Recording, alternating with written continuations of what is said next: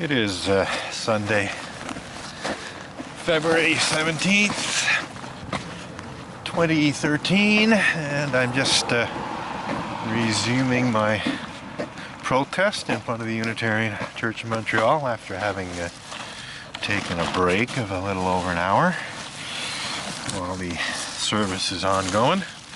Just setting up my picket signs again.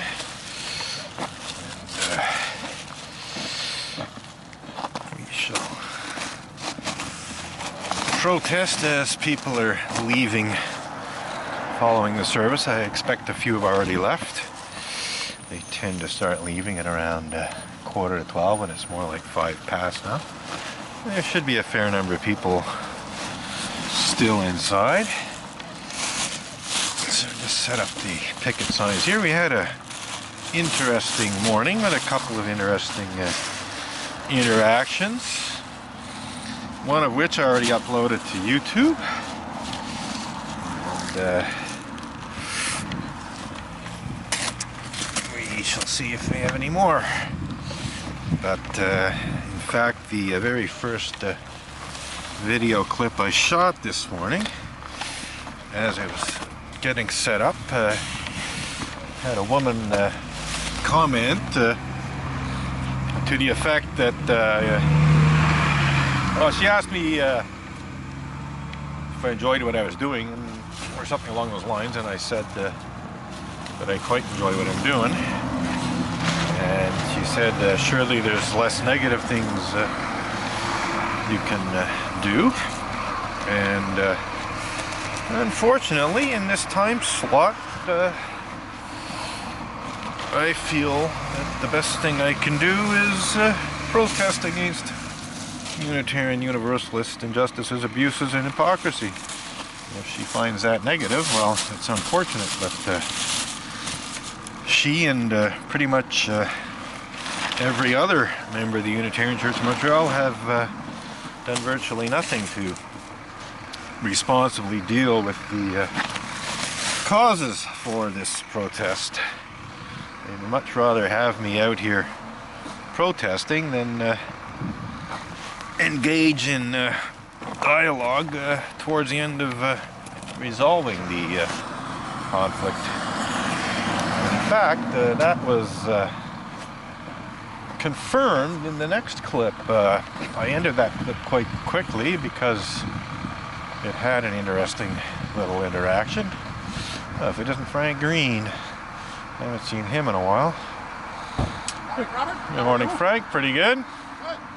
I'm actually basking in the glory of being accused of blasphemous libel by the UUA. Oh. Someday you can grow up even. What?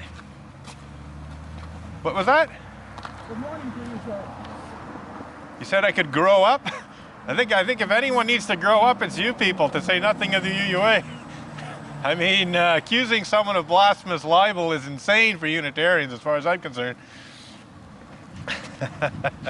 So that's Frank Greene, one of the intolerant hardcore atheists, and his response to my telling him that I'm basking in the glory of being accused of blasphemous libel by Unitarians is to say to grow up. So Frank, when are you going to retract that cult allegation and apologize for it? Are you just going to hang on to it all your life? Remember that solar temple joke there, Frank? It really wasn't so funny to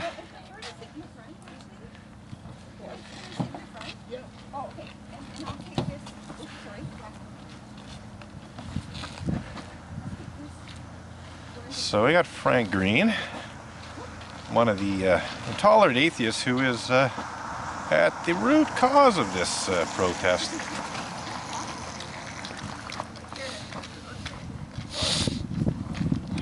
Okay, step back out of the way.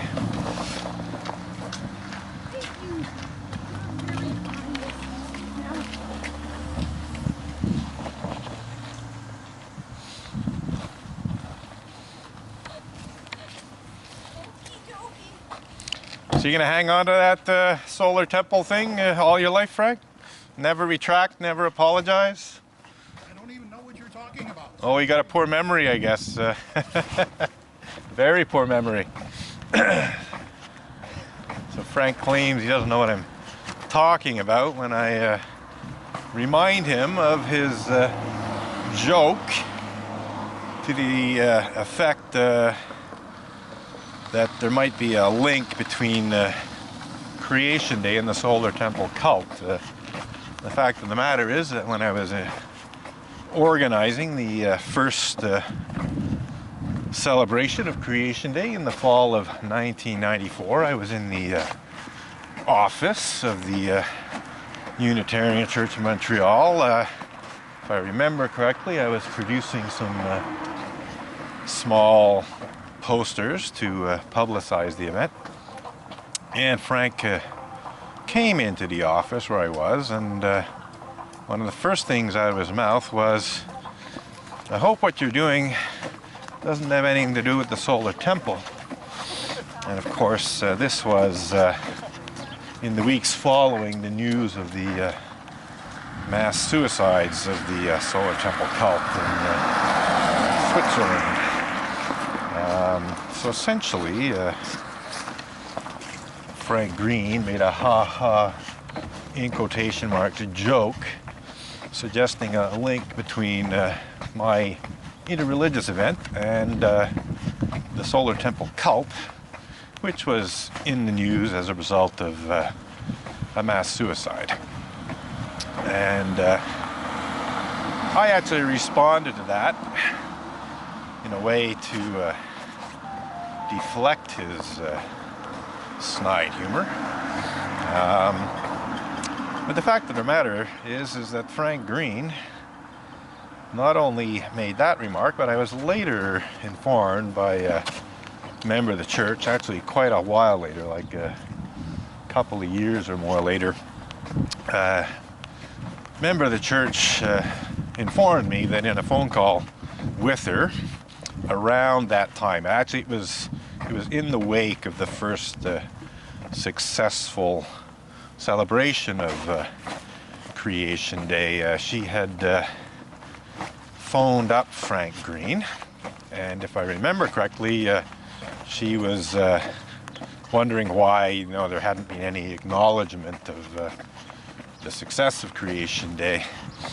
And she told me that in this conversation with Frank Greene, that Frank had repeatedly referred to Creation Day as a cult. Not just once, but several times over. And now Frank, can't seem to remember his intolerance and bigotry of, well, I guess it's 20 years ago now, almost. But nonetheless, he doesn't know what I'm talking about. Of course, he knows what I'm talking about, because even if he might have forgotten the actual things he said, he certainly can't have forgotten the reasons for my protest, which basically began as a protest against the fact that he and Reverend Ray Drennan had falsely and maliciously labeled Creation Day as a cult. So I think on that note, we're going to wind up this video, and I think I'll probably post this to YouTube. It's a bit longer than necessary, coming up for 9 minutes, but I think it documents something of considerable interest and is worthwhile posting to YouTube. That's it for now.